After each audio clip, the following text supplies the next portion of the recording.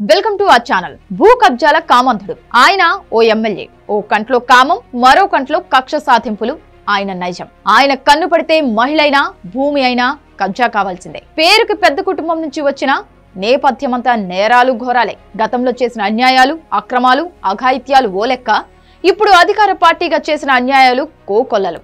YCP అధికారంలోకి వచ్చిన 5 ఏళ్లలో వందల ఎకరాలు కబ్జా అయ్యాయి.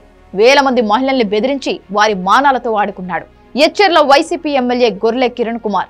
అతను నడిచే నరరూప రాక్షసుడుగా పేరు పొందాడు. లేటెస్ట్ గా ఓ మహిళ సిఫార్సు లెటర్ పై సంతకం కావాలని ఎమ్మెల్యేకి ఫోన్ చేసింది.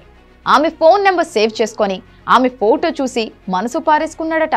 అసిస్టెంట్ గా తన పక్కలోకి రమ్మంటూ డైరెక్ట్ గా చెబుతున్నాడు. ఇలా నియోజకవర్గంలో కామంతుడైన ఎమ్మెల్యే బారిన పడిన మహిళలు వేల సంఖ్యలో ఉంటారని వార్తలు గుప్పుమంటున్నాయి. వైసీపీ కీలక నేత జరుగళ్లు శంకర్ తనకు వ్యతిరేకంగా పనిచేస్తున్నాడని ఏకంగా మర్డర్ స్కెచ్ వేశాడు ఈ ఎమ్మెల్యే. చావు బతుకులతో పోరాడి ప్రాణాలతో మిగిలాడు ఆ వైసీపీ నేత. ఎన్నికలు దగ్గర పడుతున్న వేళ ₹1 కోటి ఇచ్చి తాను చంపాలనుకున్న వాడితోనే రాజీ చేసుకున్నాడు వైసీపీ ఎచ్చెర్ల ఎమ్మెల్యే గొర్లె కిరణ్ కుమార్.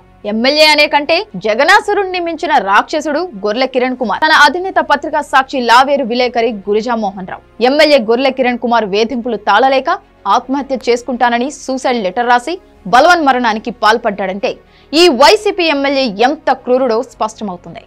సొంత చిన్నాన్న చనిపోతే వారి భూములన్నీ తన పేరుతో రాయించుకున్న స్వార్థం ఆయనకు సొంతం. నియోజకవర్గంలో చెరువులు, డీపట్టా భూములన్నీ వందల ఎకరాలు కబ్జా చేసి ఎమ్మెల్యే అమ్ముకున్నాడు.